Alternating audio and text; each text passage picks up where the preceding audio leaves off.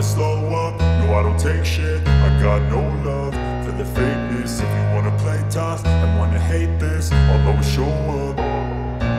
I don't ever slow up, no I don't take shit. I got no love for the fakeness. If you wanna play tough and wanna hate this, I'll always show up and make a statement. I don't ever slow up, no I don't take shit. I got no love for the fakeness. If you wanna play tough and wanna hate this, I'll always show up and make a statement. Everything I do so instinctive and so passionate. Every word I move so descriptive like an adjective. I got a vendetta against people who patented being negative when you should be getting after it. I got facts over tracks, this and that. Spitting slow, spitting fast. I could roast, I could gas. Think I'm okay at last, but I don't know if that can erase all the past. And the pettiness, a reflection of the emptiness. Hilarious, you think you're worth my time, you're delirious. Mysterious, because you hide behind a fake exterior. Inferior, you know I'll always be a bit superior. Get off of me, this ain't no humble brag. I want you to hear words, you can say them back. I want you to feel free from the chains at last, and to believe in what you got, it was built to last, yeah. Now that I've been put through hell, I never got anyone's help. I had to do it all myself. I don't ever slow up, no I don't take shit. I got no love for the fakeness. If you wanna play tough and wanna hate this, I'll always show up and make a statement. I don't ever slow up, no I don't take shit. I got no love for the fakeness. If you wanna play tough and wanna hate this, I'll always show up and make a statement. Gonna learn the consequence of being incompetent. Mental health is confidence, dreams and some honestness. I'm not here to save the day, that's for you to take away. I could play a million mind games, but instead I say something not illogical, something that is topical. Rub it on and watch it go, make yourself unstoppable. Dreams are irresponsible, but they're always possible. If you just believe, you could be so remarkable. Thoughts in my head, a collage and they spread. I'll be great one day, going off of my meds. No, I'm not giving up, no, I'm not giving in. I will make it to the top, taking off in the wind. I gotta make it, I'm saving every day to taste it. I'm patient, but my mind, it can hardly take it. I'm chasing a dream that I've had for several ages. A vacant, modern kingdom for the taking. Now that I've been put through hell, I never got anyone's help. I had to do it all myself. I don't ever slow up, no I don't take shit. I got no love for the fakeness. If you wanna play tough and wanna hate this, I'll always show up and make a statement. I don't ever slow up, no I don't take shit. I got no love for the fakeness. If you wanna play tough and wanna hate this, I'll always show up and make a statement. I don't ever slow up, no I don't take shit. I got no love for the fakeness. If you wanna play tough and wanna hate this, I'll always show up.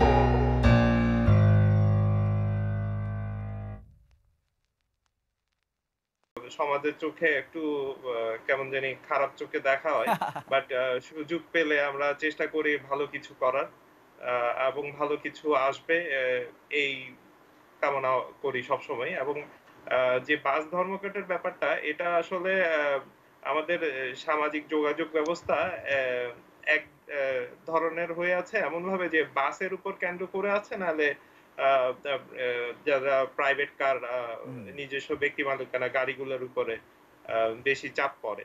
তো এই ক্ষেত্রে যারা নিম্ন মধ্যবিত্ত আছে তাদের সবচেয়ে প্রিয় বাহন হচ্ছে বাইক। কিন্তু আমাদের বাংলাদেশে এই বাইকটাকে বিলাসী একটা পণ্য হিসেবে দেখা হয়। অন্যান্য কান্ট্রিগুলোতে যেমন থাইল্যান্ড, ইন্দোনেশিয়া, মালয়েশিয়া, এগুলাতে, ইন্ডিয়াতে পর্যন্ত খুব অল্প শুল্কতে অল্প প্রাইসে বাইক পাওয়া যায়। সেখানে আমাদের 150 সিসির একটা লিমিট দিয়ে রেখেছে, এর উপরে বাইক আনা যাবে না, বাংলাদেশে বিক্রি করা যাবে না, কেউ ইউজ করতে পারবে না।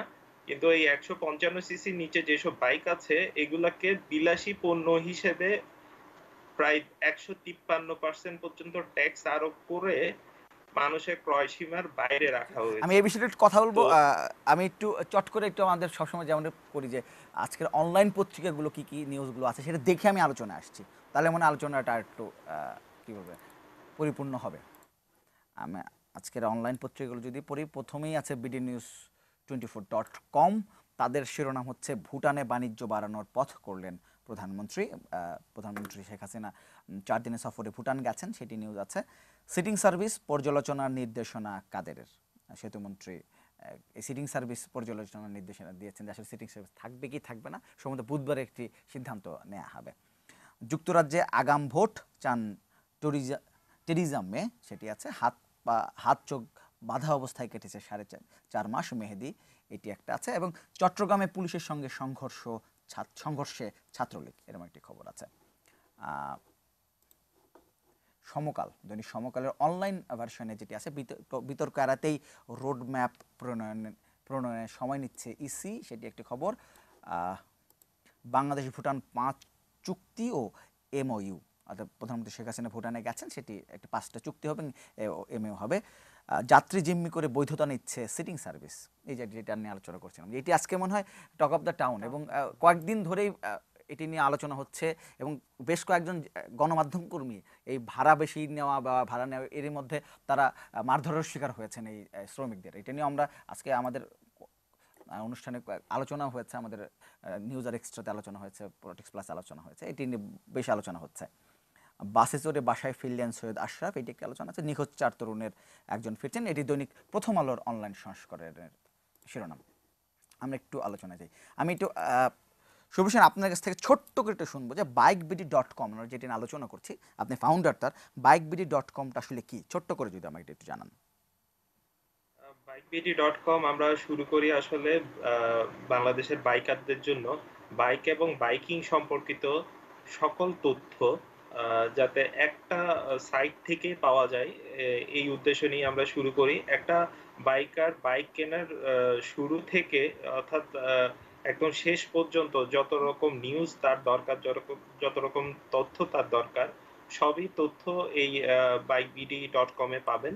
আর bikeBD.com এর সাথে সাথে আমাদের একটা বিশাল বড় নেটওয়ার্ক আমরা গত 5 বছরে তৈরি করে নিয়েছি। যেমন bikeBD.com একটি ইংলিশ ওয়েবসাইট, এটার সাথে সাথে bike.com.bd বাংলাতে আপনি সবকিছু এখানে পাবেন। আর হচ্ছে আমাদের ইউটিউব চ্যানেল আছে যেখানে ভিডিও রিভিউজ হচ্ছে, বাংলাদেশের বাইকিং নিউজগুলো যাচ্ছে। সাথে রয়েছে আমাদের ফেসবুক ফ্যান পেজ, যেখানে প্রায় 6 লাখের কাছাকাছি ফ্যান ও ফলোয়ার। এবং বাংলাদেশে সবচেয়ে উল্লেখযোগ্য যেটা বলবো, বাইক যারা পছন্দ করেন তাদের নিয়ে একটা ফেসবুকে গ্রুপ আছে আমাদের bikeBD। তো এই গ্রুপে প্রায় 2,80,000 গ্রুপ মেম্বার রয়েছেন। আচ্ছা, আমরা আসছি আপনার কাছে, আমি আসছি একটু দর্শকদের বলতে চাই যারা আমাদের অনুষ্ঠান দেখছেন, আপনারা ইচ্ছা করলে আমাদের অনুষ্ঠানে যোগ দিতে পারেন, মতামত জানাতে পারেন, যে কোনো প্রশ্ন করতে পারেন। আমাদের ফোন নম্বরগুলো নিশ্চয়ই স্ক্রিনে দেওয়া আছে। আমরা প্রত্যাশা করব অনুষ্ঠান দেখতে দেখতে আপনার কোনো প্রশ্ন মনে হলে কিংবা মতামত দেওয়ার হলে আমাদের সঙ্গে যুক্ত হবেন। আমি একটু ওয়াসিফ আনোয়ার আপনার কাছে আসতে চাই, অনেকক্ষণ ধরে আমাদের সঙ্গে আছেন। আপনার পরিচয় আমাদের আসলে বলছিলাম টেস্ট রাইডার, টেস্ট রাইডারটা আসলে কি? এক্সকিউজ মি, বেসিক্যালি আমরা বিভিন্ন মোটরসাইকেল কোম্পানি থেকে বিভিন্ন মোটরসাইকেল টেস্টের জন্য পাই। তো এক একটা বাইক আমরা 1 মাস এরকম টেস্ট করি, এমন 1-2 মাস হয় আমার কিছু কিছু বাইকের। এটা টেস্ট রাইডটা করে এটা একটা পুরো রিপোর্ট রেডি করে ওটা একটা আর্টিকেল হিসেবে পাবলিশ করি আমরা আমাদের ওয়েবসাইটে। সো আর্টিকেলে ধরেন যে মোটরসাইকেলের ফিচার্সগুলো থাকে, আমরা রাইড করতে যে কোনো প্রবলেম ফেস করলাম ওগুলো থাকে। প্লাস একটা বাইক কিনতে গেলে একটা কাস্টমার যখন কিনতে যাবে সে চিন্তা করবে এটা অ্যাডভান্টেজ ডিসঅ্যাডভান্টেজেসগুলো। তো আমরা অ্যাডভান্টেজ এবং ডিসঅ্যাডভান্টেজ সবগুলো আমাদের আর্টিকেলের মধ্যে পাবলিশ করে রাখি। আচ্ছা, আমি একটু ওয়াসিফ আপনাকে জানতে চাইবো যে যদি রাজধানীর কথা বলি, যে পরিমাণ এখন প্রতিদিনই দেখছি যে ধীরে ধীরে কিন্তু বাড়ছে, যে বাইকের সংখ্যা বাড়ছে, বাইকারের সংখ্যা বাড়ছে। অনেকেই এই যাতায়াতেই ভোগান্তি সহ্য করতে না পেরে বাইক কিনছেন, বাইক চালানো শিখছেন এবং বাইক কিনছেন। কিন্তু রাজধানীর যে রাস্তা এবং সব কিছু মিলে অনেকে কিন্তু বললেন যে আসলে এত বাইকের কারণে আসলে রাস্তা চলা যাচ্ছে না, নানা সমস্যা তৈরি হচ্ছে। আসলে কি রাজধানীর অনুযায়ী কি আসলে বাংলাদেশের যে ঢাকার যে আয়তন লোক সংখ্যা সেই অনুযায়ী কি আসলে বাইকের সংখ্যা বেশি? এই প্রশ্ন শুনবো আপনার কাছে। তবে ছোট্ট একজন ফোন করেছেন, ফোনটা নিয়ে আপনার কাছে আসছে। হ্যালো, কে বলছেন, কোত্থেকে বলছেন? আসসালামু আলাইকুম। ওয়ালাইকুম আসসালাম। আপনার টেলিভিশনের ভলিউমটা একটু কমাই দেন। জি জি বলেন। আমি রুবেল বলছি ব্রাহ্মণবাড়িয়া থেকে। জি রুবেল বলেন। হ্যালো শুনতে পাচ্ছেন? জি শুনতে পাচ্ছেন, রুবেল বলেন।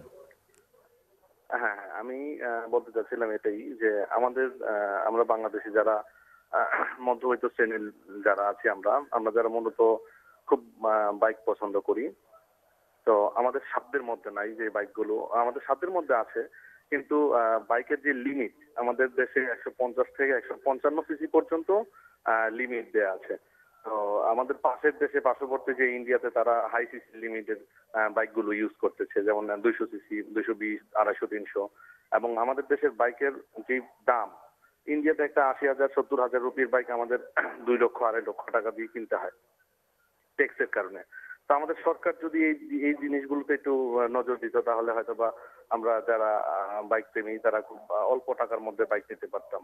রুবেল, ধন্যবাদ আর ধন্যবাদ ধন্যবাদ আপনার পরামর্শের জন্য ধন্যবাদ। এটি নিয়ে শুভ্র সেন বলছিলেন আমাদের সঙ্গে, আমি এই আরও কথা শুনবো আপনার। একটু ওয়াসিফ, যে প্রশ্নটা আপনাকে করেছিলাম যে আসলে ঢাকার রাস্তার তুলনায় কি আসলে বাইকের সংখ্যা বেশি হয়ে গেছে? টেকনিক্যালি না, কেন আমাদের আপনি দেখেন যে অন্যান্য দেশে ইন্দোনেশিয়া, থাইল্যান্ড, ভিয়েতনাম, ইন্ডিয়াতে তারা মোটরসাইকেলকে খুব একটা বড় প্রায়োরিটি হিসেবে দেয় পাবলিক ট্রান্সপোর্টের পরে। সো দ্যাট একটা মানুষ তার জন্য ডেইলি নিডসের কারণে সে মোটরসাইকেল ইউজ করতে পারে, কারণ আপনার মোটরসাইকেল আপনি যেখানে ইচ্ছা যেভাবে ইচ্ছাতে কাজ করতে পারেন, যেটা পাবলিক ট্রান্সপোর্ট আপনি ইন্ডিপেন্ডেন্সটা পাবেন না। তো সেক্ষেত্রে আমি মনে করি বাংলাদেশে যেহেতু পাবলিক ট্রান্সপোর্ট বাংলাদেশে অলরেডি কম, এবং তারপরে যে কিছুদিন পর পর এরকম মালিক সমিতি থেকে যে প্রবলেমগুলো হচ্ছে, সেক্ষেত্রে ঢাকাতে বা ঢাকা আশেপাশে যেসব সিটিতে আছে মোটরসাইকেলের সংখ্যা আসলে কম। আচ্ছা, হ্যাঁ, কেন আমি এটা এই কারণে বলছি যে আপনি দেখেন, আপনি যখন সকালবেলা অফিসে যাবেন অন নর্মাল ডে, আপনি কিন্তু দেখবেন যে অনেক মানুষ বাসের জন্য ওয়েট করছে। হ্যাঁ হ্যাঁ, তার মানে কি পর্যাপ্ত পরিমাণ গণপরিবহন বাংলাদেশে নেই। হ্যাঁ, তো সেই ক্ষেত্রে সেই জায়গাটাকে কিন্তু মোটরসাইকেল ফিল আপ করতে পারে, এবং যেই জিনিসটা ইন্ডিয়া, থাইল্যান্ড, ইন্দোনেশিয়া, ভিয়েতনামের কথা বললাম, ওই সব দেশে কিন্তু এইসব কাজ করেছিল ওখানকার গভর্নমেন্ট। আচ্ছা শুভ্র, শুনতে পাচ্ছেন তো আমাকে? শুভ্র সেন, জি। আচ্ছা, আপনি একটু জানতে চাইবো যে যেটা ওয়াসিফ বলছিলেন যে যে গণপরিবহনের সংকট এবং যে সমস্যা, সেটি বাইক অনেক ক্ষেত্রেই পূরণ করতে পারে। সেই সঙ্গে বাইক তো জায়গাও নয়, অনেক কম, কাজেই অনেক রাস্তায় অনেক অল্প জায়গায় অনেকগুলো মানুষ বাইকে যেতে পারবেন, অনেকটা বাইক জায়গা হবে। তো এটি যদি হয়, কিন্তু অন্যদিকে আছে বাইক নিয়ে কিন্তু নানা ধরনের অভিযোগের, আপনি বলছিলেন যে বাইক নিয়ে বাইকারদের অনেকে একটু নিয়ে অনেক নানা ধরনের অভিযোগ আছে, আমাদেরও তো অভিযোগ আছে, নানা ধরনের অভিযোগ আছে। সেই অভিযোগগুলো হচ্ছে কেন বাইক বাড়ছে, সেই সঙ্গে অভিযোগের সংখ্যা বাড়ছে, নানা ধরনের আইন করতে হচ্ছে বাইক নিয়ে, যে ফুটপাতে উঠে যাচ্ছে সব কিছু নিয়ে, সেই ব্যাপারটি আপনি কিভাবে দেখছেন? আচ্ছা, বাইকের যেমন বাইকারদের জন্য আইন করা হচ্ছে, বাইক বা যারা রাস্তা ব্যবহার করছেন তাদের জন্য আইন করা হচ্ছে। সো একজন বাইকার অনেক সময় রুলস ব্রেক করে। তো বাইকারদের নিয়ে অনেক মাথা ব্যথা রয়েছে আমাদের সরকারের। তো দেখা যায় বাইকাররা এই কারণে আহ, অনেক ঝামেলারও সম্মুখীন হচ্ছে। আমাদের পুলিশ, আইন শৃঙ্খলা রক্ষাকারী বাহিনী হতে শুরু করে সবাই মোটামুটি আহ, অনেক ঝামেলার শিকার হচ্ছেন আমাদের বাইকাররা। তো আমি আমাদের আপনি বললেন যে আমরা বাইকাররা কি পরিমাণ রুলস ব্রেক করছি বা এরকম। তো এটার সাথে সাথে আমি কিছু সমস্যাও উল্লেখ করে দিই। তো সমস্যাগুলো হচ্ছে আমাদের যেমন বাইকের রেজিস্ট্রেশন, বাইক কিনলে আপনি সাথে সাথে রেজিস্ট্রেশন পাবেন না। বাইক রেজিস্ট্রেশন যদি আপনি করতে দেন, তাহলে মিনিমাম আপনার দেখা যায় 1-1.5 সপ্তাহ সময় লেগে যায়, এরও বেশি লেগে যায় অনেক ক্ষেত্রে। কিন্তু আপনি যখন বাইকটা নিয়ে রাস্তায় নামেন, পুলিশই তখন হয়রানি স্বীকার করবে। তো এটা একটা প্লাস হচ্ছে কি, আপনি যখন বাইক চালানোর জন্য একটা লাইসেন্স করতে যাবেন, আপনাকে প্রথমে লার্নার লাইসেন্স দিবে। লার্নার লাইসেন্সের পরীক্ষার মেয়াদ হওয়ার কথা যে 1.5 মাস থেকে 3 মাসের মধ্যে, কিন্তু এখন বর্তমানে 6-7 মাসে গিয়ে পরীক্ষার ডেট দিচ্ছে। ওই পরীক্ষায় পাশ করার পর আপনি রোড পারমিট পাবেন, অর্থাৎ রাস্তায় চালানোর জন্য পারমিশন পাবেন, ড্রাইভিং লাইসেন্স পাবেন। সো সব দিকে থেকে একটা ল্যাংডিনেস আছে। আর আমাদের এই এই গ্যাপটাতে, অর্থাৎ কাগজের পেপারের ভ্যালিডিটির যে গ্যাপটা, এই গ্যাপটাতে পুলিশের হয়রানি আছে। আচ্ছা, আমি আমি আসছি আপনার কাছে দীর্ঘসূত্রিতার কারণে নানা ধরনের হয়রানি হচ্ছে আপনি বলছেন। আসছি আপনার কাছে, আমাদের একজন ফোনে একজন দর্শক আছে, সেটা নিয়ে আপনার কাছে আসছে। হ্যালো, কে বলছেন? নামটি বলে আপনার প্রশ্নটি করুন। হ্যালো, আসসালামু আলাইকুম। আমি মোহাম্মদ রেজাউল করিম, পঞ্চগড় থেকে। জি বলেন। আমি বলতে চাচ্ছিলাম যে আমরা যারা গাড়ি চালাই, মূলত আমাদের যেটা তেলের সমস্যার কারণে দেখা যায় একটা রাস্তায় মনে করেন যে আমি পিক আপ বাড়ায় ক্রসিং করতেছি, এই সময় দেখা যায় অনেক সময় হঠাৎ করে দেখা যায় যে তেল ছাড়ে দেয়। তেলের সমস্যার কারণে এই সমস্যাটা, এই ক্ষেত্রে কিন্তু একটা দুর্ঘটনার সম্ভাবনা থাকে। আমি বলতে চাচ্ছিলাম যে যাতে তেলটার গুণগত মানটা যাতে সঠিকভাবে এটা সরকার নিয়ন্ত্রণ করে, আচ্ছা, পর্যবেক্ষণের মাধ্যমে যাতে ভেজাল তেল না দিতে পারে এটার জন্য বলছি। ধন্যবাদ ধন্যবাদ আপনাকে, আপনার পরামর্শের জন্য ধন্যবাদ। নিশ্চয়ই যারা বাইক চালান তাদেরও নিশ্চয়ই একই দাবি। আচ্ছা, শিবভূষণ, হ্যাঁ, বলছেন যে দীর্ঘসূত্রিতার কারণে অনেক ধরনের সমস্যা তৈরি হচ্ছে, কিন্তু আপনার কি মনে হয় যে যে এই যে যারা বাইক চালাচ্ছেন, একটু আপনি বলছেন যে লাইসেন্স দিতে দেরি হয় সব কিছু, যারা বাইক চালাচ্ছেন বা চালাবেন তাদেরকে আরেকটু কি বলে কে দক্ষ হয়ে আসলে রাস্তায় নামলে তাদের বিরুদ্ধে যে অভিযোগগুলো আছে সেই অভিযোগগুলো আসলে দূর হবে বা দুর্ঘটনা অনেকাংশেই কমে যাবে? দক্ষতার কোনো অভাব আমি এখানে ফিল করি না। আমি যেটা আচ্ছা। ফিল করি সেটা হচ্ছে মানুষের মন মানসিকতা। আমাদের যারা বাইক চালায় বা বাইক চালাতে যাবে তাদের যে প্রপার ওয়েতে এডুকেট হওয়ার একটা দরকার আছে, এই জিনিসটা আমাদের বাইকাররা ফিল করি না। আচ্ছা। অর্থাৎ আপনি প্রচলিত শিক্ষায় শিক্ষিত হলেই কিন্তু হলো না। বাইক এমন একটা জিনিস, আপনি চালাচ্ছেন, তো বাইকের সম্বন্ধে প্রপার নলেজ না থাকলে আহ, আপনার আসলে রাস্তায় নামা কোনো প্রয়োজন মনে করি না আমি। আর কিছু এথিক্স মেনে চলা উচিত, যেটা এথিক্স গুলা বিল করে আসবে আসলে ফ্যামিলি থেকে। তো এই এথিক্স গুলা যদি বিল করে না আসে, যতই আপনি রুলস করুন আর যতই যা কিছু করুন, কখনোই আপনার এদেরকে রুলস মেনে নেওয়ার ক্ষেত্রে সফলতা কখনোই আসবে না। আসবে না। অর্থাৎ বাইকাররা জি, ওয়াসিফ, আপনার কাছে জানতে চাইবো যে শুভসেন যেটা বলছিলেন যে আসলে যাই হোক না কেন সবকিছু শিখে না আসলে আসলে এই বদনামটা যাবে না, এবং আসলে দক্ষ না শুধু অনেক নিয়ম কানুন শিখতে হবে। এইখানে আমার প্রশ্ন, আমি যদি বিভিন্ন জায়গায় দেখি যে গাড়ি চালানো শেখানোর জন্য অনেকগুলো সেন্টার আছে, সারা রাজধানী জুড়ে, যদি রাজধানীর কথাই বলি, অনেক সেন্টার আছে। এখানে আপনি কিভাবে কার চালাবেন, কিভাবে বাস চালাবেন শেখানো হয়। বাইক চালানো শেখানোর জন্য কি পর্যাপ্ত মানে এই ট্রেনিং সেন্টার আছে কিনা? আমি আপনার এই প্রশ্নের উত্তরটা নিব। আরেকজন ফোনে আছে। হ্যালো, কে বলছেন? আপনার নামটি বলে প্রশ্নটি করুন। হ্যালো। হ্যালো। জি, আপনার নামটি বলে প্রশ্নটি করুন। হ্যাঁ, আসসালামু আলাইকুম। আমি অমিত বলছিলাম চট্টগ্রাম থেকে। জি, অমিত বলেন।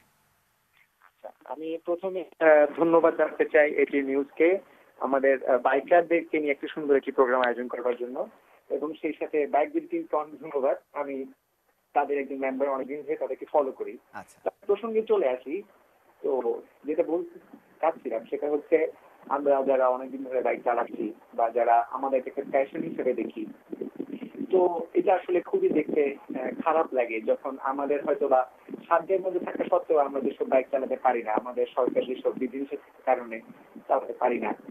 খারাপ লাগে যখন রাস্তা দিয়ে দেখি যে আমাদের আইন শৃঙ্খলা রক্ষাকারী বাহিনীর সদস্যরা, পুলিশই হোক বা সার্জেন্টই হোক, তারা হয়তো বা সিভিল ড্রেসে চালাচ্ছেন, হয়তো বা তাদের ইউনিফর্মে চালাচ্ছেন, যেগুলো আমরা চালাতে পারি না। তারা আমাদের চোখের সামনে সেগুলো চালিয়ে যাচ্ছেন। ইনফ্যাক্ট যখন আমাদেরকে তারা এসব নিয়ে কাজ করে থাকেন যে আমাদের ইন্স্যুরেন্সের পেপার থাকে না, আপডেট থাকে না, হয়তো বা লাইসেন্স থাকে না অনেক কারো, কিন্তু তারা যেসব গাড়িতে বসে আমাদেরকে সব কেসগুলো দিচ্ছেন, আমার খুবই খারাপ লাগে। সেখানেও কিন্তু বড় বড় করে POLICE। আমি জানি না আমাদের এই যে আমরা এখন বর্তমানে যে আধুনিক বিশ্বে বসবাস করছি, কোন দেশে এটা সম্ভব যে রক্ষকই ভক্ষক যেটাকে বলে আর কি। যদি বলতে খুব খারাপ শোনাই, এটা আসলে আমার খুব আক্ষেপের কথা বলছে। আমি জানি আসলে কে কিভাবে নেবেন। এটা আসলে আমাদের চিন্তা করা উচিত যে আমি কিভাবে আরেকজনকে শেখাবো যেটা আমি নিজে মানছি না। এটা আসলেই মানবিক দিক দিয়ে খুবই ঠিক খারাপ আছে, লাগে। আমরা নিশ্চয়ই আপনার যারা নিশ্চয়ই শুনছেন আপনার কথা, আমি একটু শুভ ওয়াসিফ আপনাকে জানতে চাই আসলে এই যে দক্ষ চালক যদি বলি বা একদম সবকিছু নিয়ম কানুন মেনে একজন বাইক চালানো শুরু করবেন রাস্তায়, কিন্তু আসলে ট্রেনিং সেন্টার পর্যাপ্ত আছে কিনা বা থাকা উচিত কিনা? অ্যাকচুয়ালি ট্রেনিং সেন্টার নেই। প্রথম জিনিস হচ্ছে আমি যতদূর জানি ব্র্যাক একটা ট্রেনিং সেন্টার করেছিল, বাট তাছাড়া ঢাকা সিটির বাইরে কোনো ভালো ট্রেনিং সেন্টার নেই বা কোনো জায়গায় হচ্ছে না। সো এটা একটা ল্যাকিংস বাংলাদেশে ডেফিনেটলি আছে। আর একটা কথা যেটা শুভ্র ভাই যেটা বললেন যে মানে সব কিছু শিখে আসতে হবে, অ্যাকচুয়ালি শিখে আসলেও আমার জিনিসটা হবে না। আমাকে যে একটা রেগুলেশন আছে, রেগুলেশনের যে আমি যেটা ওটাকে ডিফল্ট করি বা যে না মানি, ওটার পেনাল্টিটা হাই হতে হবে। আচ্ছা। আমি একটা যে কথাটা আমি সবসময় বলে আসি যে এখন যদি কোনো বাইকার লাইসেন্স না থাকে তার ফাইন হয় 200 থেকে 400 টাকা। সো এটা কিন্তু একটা জিনিস না, একটা লাইসেন্স ছাড়া কিন্তু একটা বাইক চালানো কিন্তু বা গাড়ি চালান এটা অনেক বড় একটা অপরাধ এবং অনিরাপদ। তো আপনি যদি এই ফাইনটা বেশি করেন, সাপোজ এটা যদি 10,000 20,000 টাকা করে ফেলেন, তখন কিন্তু এটা অনেকখানি কমে যাবে। আরেকটা কথা যেটা আপনি বললেন যে বাইকারদের অনেক নেগেটিভ চোখে দেখা হয় যে আমরা সিগন্যাল অমান্য করি, আমরা রং সাইড দিয়ে যাই, ফুটপাথের উপরে উঠে। ইট ইজ ট্রু, এটা আমরা করি, বাইকাররা করি। তো এটার ক্ষেত্রেও কিন্তু কোনো রেগুলেশন নেই। আপনি একটা রেগুলেশন করে ফেলেন যে কালকে থেকে কোনো বাইকার হেলমেট ছাড়া চবে বা ফুটপাথের উপরে উঠবে, তার জন্য ফাইন থাকবে 5,000 টাকা, ফর এক্সাম্পল 5,000 টাকা আপনি যদি করে দেন, আপনি দেখবেন অনেকখানি এটা কমে যাবে। কারণ একটা বাইকারের জন্য 200 টাকা 400 টাকা চলে যাওয়ার তার ওদের গায়ে লাগবে না।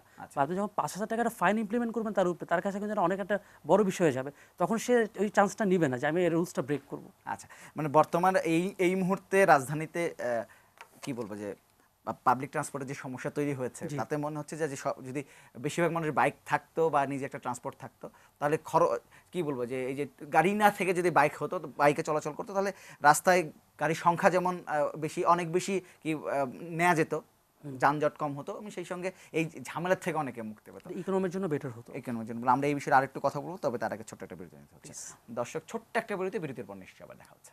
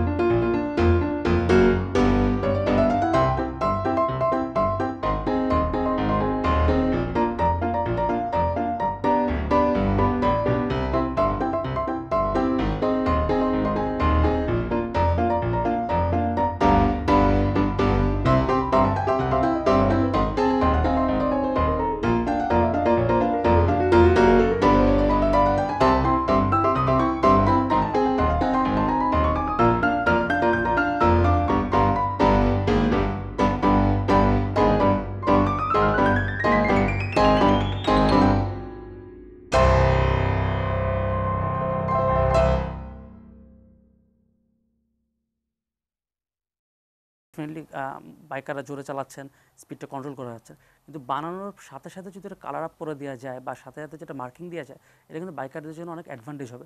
যে জিনিসটা আপনি দিচ্ছেন টু সেভ আদার পিপল বা save the biker from speeding, ওটা যদি তার জন্য একটা ইনজুর্ড কারণ হয়ে যায়, সেটা তো কোনো পজিটিভ থাকলো না জিনিসটা। এবং অনেক সময় দেখছি যে একজন বাইকে খুবই সাবধানে গাড়ি চালাচ্ছেন, খুবই নিয়ম মেনে গাড়ি চালাচ্ছেন, কিন্তু পাশে একটা বাস হয়তো নিয়ম মানছে না, সে ধাক্কা দিয়ে হয়তো বাইকটা অ্যাক্সিডেন্ট হয়ে যাচ্ছে, তাই না? এরকম হয়? এরকম তো ডেফিনেটলি হচ্ছে, কেন বাংলাদেশে আপনি যেটা দেখছেন যে আপনি যেটা এখন চলছে সিটিং সার্ভিসে যে ঝামেলাটা চলছে, বা মোবাইল কোড পড়লে অনেক বাস চলে না, এটা বেসিক্যালি রিজন হচ্ছে তাদের ফিটনেস সার্টিফিকেট নেই বাসের, এবং বাসের ড্রাইভারের লাইসেন্স তো ডেফিনেটলি নেই, ওটা তো 80% নেই ঢাকা সিটিতে।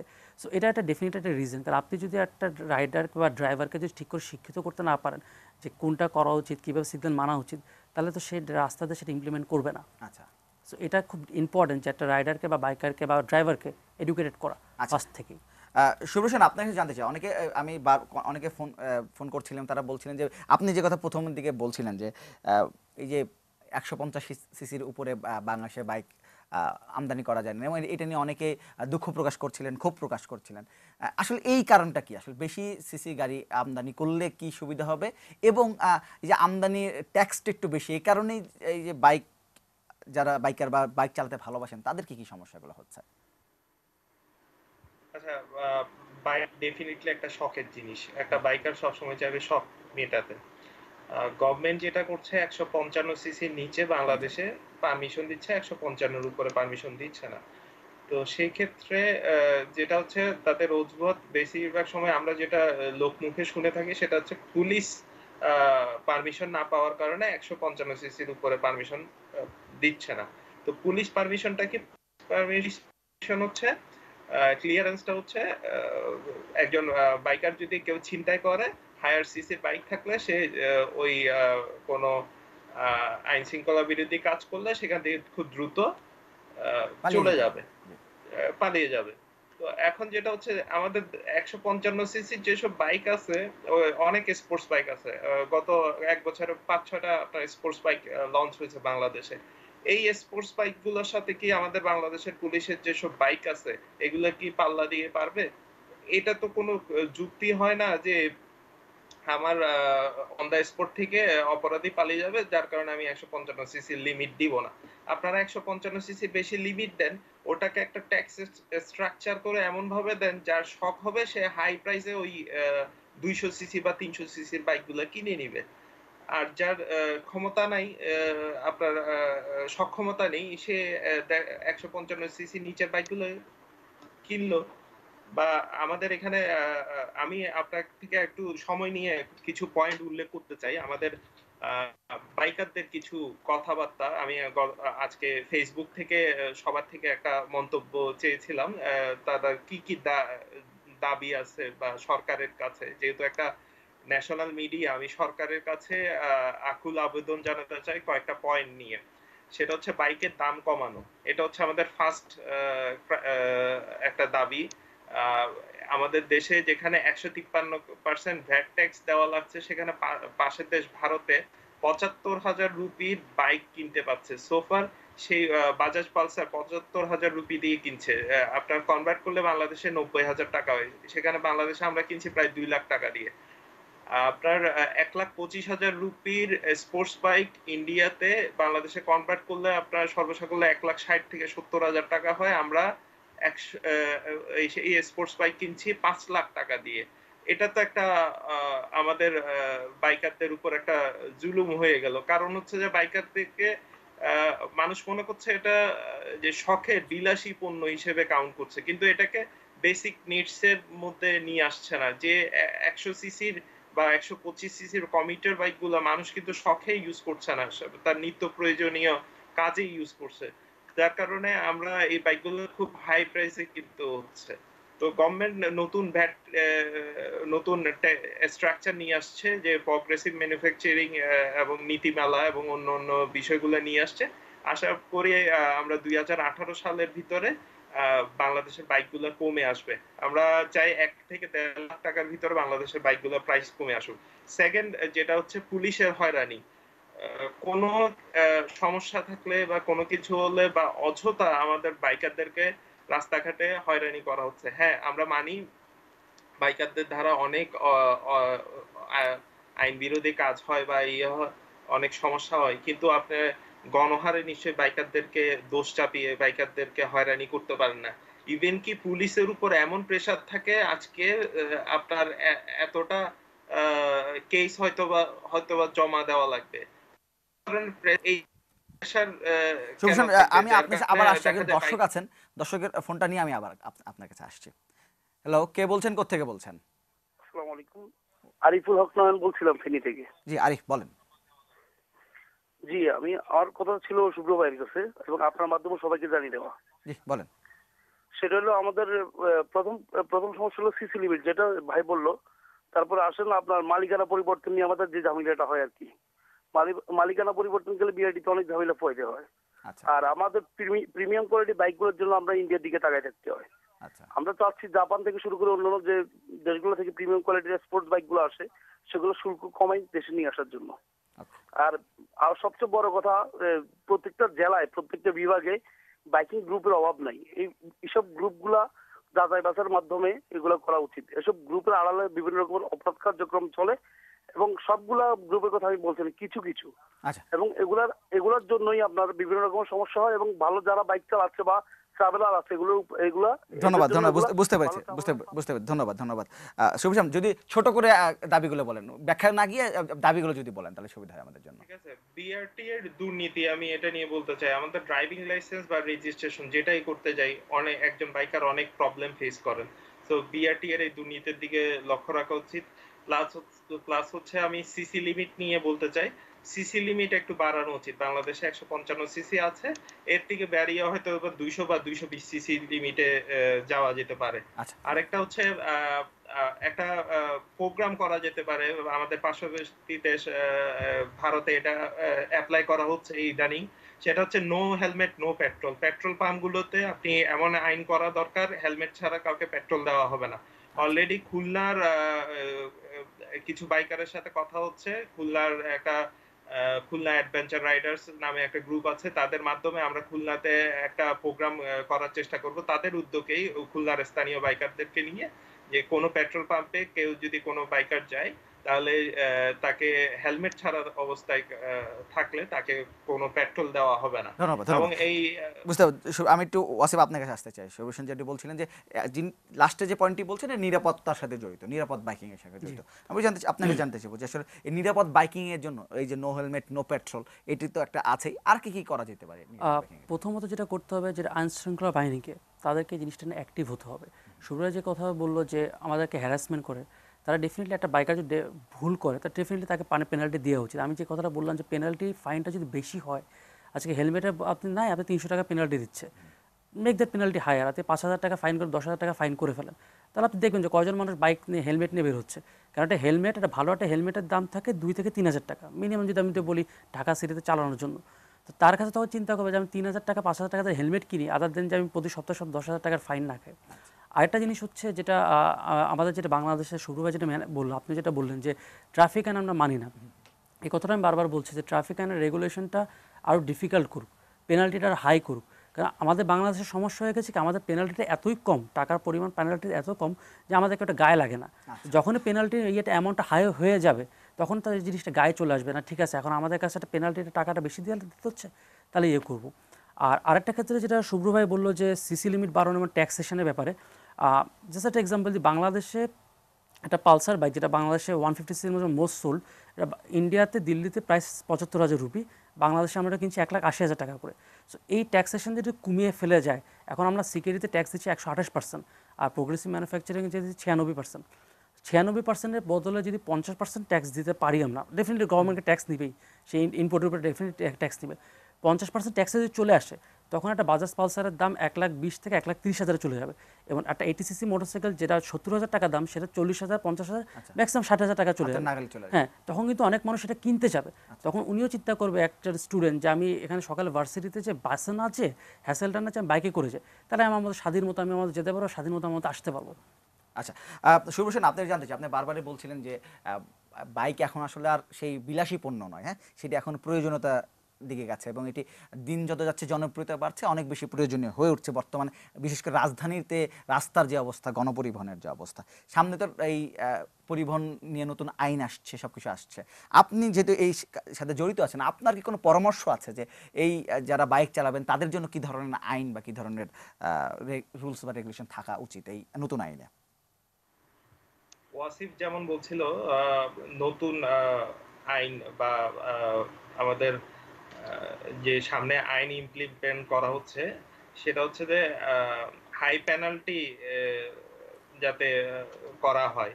তো আমাদের যে নেক্সট আইনটা পাস হতে যাচ্ছে, বা অলরেডি মনে হয় পাস হয়ে গিয়েছে, সো সেই আইনে আছে আপনার লাইসেন্স ছাড়া বাইক, লাইসেন্স না থাকলে তার শাস্তি দ্বিগুণ, বা রুলস ফলো না করলে তার শাস্তি দ্বিগুণ। কিন্তু রাইডার্সের সেফটি নিয়ে কোনো আইনের এখানে কোনো ইমপ্লিমেন্ট নাই। তো রাইডার সেফটিটা আমি বলতে চাচ্ছি, যেমন হেলমেট না পরলে 300 বা 500 টাকার কেস দিয়ে দিচ্ছে, কিন্তু এই হেলমেট যদি না পরে ওইটার পেনাল্টি যদি আপনার ওই 5-10 হাজার করে দেয়, তাহলে কিন্তু একটা রাইডার হেলমেট পরতে বাধ্য হবে। আর এই হেলমেট পরার উপর আমরা গুরুত্ব দিচ্ছি একটাই কারণ, সেটা হচ্ছে বাইকার যখন অ্যাক্সিডেন্ট করে 90% ক্ষেত্রে তার হেড ইনজুরির জন্য বাইকার মারা যায়। তো তো এই হেলমেট ইউজ করার ব্যাপারে আমি বাংলাদেশের বাইক কোম্পানিগুলোকেও একটা রিকোয়েস্ট করব, সেটা হচ্ছে প্রত্যেকটা বাইকের সাথে একটা করে হেলমেট, একটা করে ভালো হেলমেট আপনারা এনশিওর করেন যে আমরা একটা বাইকের সাথে হেলমেট দিচ্ছি। অনেক কোম্পানি হেলমেট দেয় 200-400 টাকার হেলমেট, সেই হেলমেট আপনার হাত থেকে পড়লে সাথে সাথে ভেঙে যাবে, সেই হেলমেট কিভাবে আপনার মাথার সেফটি দিবে? আপনারা 1-2 হাজার টাকা বাড়িয়ে রাখুন দাম, কিন্তু আপনারা চেষ্টা করুন একটা ভালো হেলমেট একটা বাইকের সাথে দিতে। তাহলে একটা রাইডার আপনার শোরুম থেকে যখন বাইকটা নিয়ে বেরোবে হেলমেটটা মাথায় দিয়ে বেরোবে, যাতে তার সেফটি নিশ্চিত হবে। ধন্যবাদ রাইডার সেফ ধন্যবাদ শরীফ হোসেন। আমরা একদম শেষ পর্যায়ে আছি, ওয়াসিফ আপনার শেষ প্রশ্ন আপনার কাছে। বাংলাদেশে যে বাইকের সংখ্যা বাড়ছে, জনপ্রিয়তা বাড়ছে, দেশীয় বাইক ইন্ডাস্ট্রি কি সেই সঙ্গে এগোচ্ছে কিনা? জি, ছোটো দেশীয় কোম্পানি ডেফিনেটলি এগোচ্ছে, রানার মোটরসাইকেল কোম্পানি এগোচ্ছে। তারপরে বেসিক্যালি যেটা হচ্ছে বাংলাদেশে অন্যান্য বাইরের দেশের কোম্পানিগুলো এখন ইনভেস্টমেন্ট আসছে, যেরকম হোন্ডা ইনভেস্টমেন্টে আসছে, বাজাজ করছে, টিভিএস করছে, অন্যান্য কোম্পানি করবে। সো আপনি যদি মোটরসাইকেলের জিনিসটা, এই সেক্টরটাকে যদি একটু প্রাধান্য দেন গভর্নমেন্ট থেকে, এবং তারা যদি ট্যাক্সটা রিডিউস করে দেয়, এবং তারা যদি যে সুবিধা যে কথাগুলো ইমপ্লিমেশন, রুলস ইমপ্লিমেশন যদি ডিফিকাল্ট করে, তাহলে সবাই আইন মেনে সঠিক পথে বাইকগুলো চালাবে। এতে করে হবে কি, আপনার বাইকারদের যে প্রবলেমগুলো, যে ইনসিডেন্টগুলো হয়, সেটা কমে আসবে বা হবে না, আস্তে আস্তে কমে আসবে, এবং বাংলাদেশে মোটরসাইকেলের সংখ্যা বাড়বে, পাবলিক ট্রান্সপোর্টের উপরে প্রেশারটা কমবে, এবং আপনাকে কারোর উপর ডিপেন্ডেন্ট হতে হবে না একটা জায়গা থেকে আরেক জায়গায় যাওয়ার জন্য। ধন্যবাদ ওয়াসিফ আনোয়ার আমাদের সঙ্গে যোগ দেওয়ার জন্য। Thank you very much. Shubhra Sen, আমাদের সঙ্গে যোগ দেওয়ার জন্য অসংখ্য ধন্যবাদ, এবং আপনারা অনেক কি বলবো স্বপ্ন দেখালেন, অনেক ইনফরমেশন দিলেন, এই জন্য আপনাদের ধন্যবাদ। আমি একটু অনুরোধ করতে চাই, একটা কথাই শুধু বলবো, আমাদের সরকারের উচ্চপদস্থ কোনো কর্মকর্তা বা মাননীয় মন্ত্রীকে একবার রিকোয়েস্ট করব, একটা বাইকারের পিছনে বসে একবার হাইওয়েতে রাইড দিন, তাহলে বুঝবেন একটা বাইকারকে একটা বাস বা ট্রাক যখন বিপরীত মুখ থেকে আসে তখন কতটুক নগণ্য ভাবে একটা বাইকারকে একটা মানুষ হিসেবে কাউন্ট করে না। তো এই জিনিসটা একজন মন্ত্রী বা একজন উচ্চপদস্থ কর্মকর্তা আসেন আপনাদের সাথে একবার রাইডে, আমাদের বাইকের পিছনে বসে আসেন, আপনি নিজেরাই বুঝতে পারবেন যে বাইকারকে। ধন্যবাদ নিশ্চয়ই এমনটি হবে। ধন্যবাদ আপনাকে। দর্শক যারা দেখছিলেন, আমরা আজকে এমন একটা পরিস্থিতিতে এই নিরাপদ বাইকিং নিয়ে আলোচনা করছিলাম যখন রাজধানীতে গণপরিবহনের নিয়ে এক ধরনের অরাজকতা তৈরি হচ্ছে। এটা নিয়ে আমরা আজকে সারাদিন এটি নিয়ে যে কথা বলেছি, এবং আমরা আজকে এই দুজনের সঙ্গে কথা বলে যেটা বললাম যে বাইক আসলে এই গণপরিবহনের যে সমস্যা, সেই সমস্যাটা সমাধান হতে পারে, এবং গণপরিবহনের উপর যে চাপ সেটি কমাতে পারে যদি এই আমরা বাইকিংয়ের সংখ্যা বাড়াতে পারি। তবে অবশ্যই সেখানে জোর দিতে হবে নিরাপদ বাইকিং, এবং দক্ষ চালক তৈরির ক্ষেত্রেও আমাদেরকে পদক্ষেপ নিতে হবে, এবং সরকারের পক্ষ থেকেও এর সহায়তা চেয়েছেন। আমরা প্রত্যাশা করছি তাদের এই কথাগুলো যারা শুনছেন তারা এই পদক্ষেপ নেবেন। আপনারা ভালো থাকবেন, সুস্থ থাকবেন, এবং অবশ্যই নিউজের সঙ্গে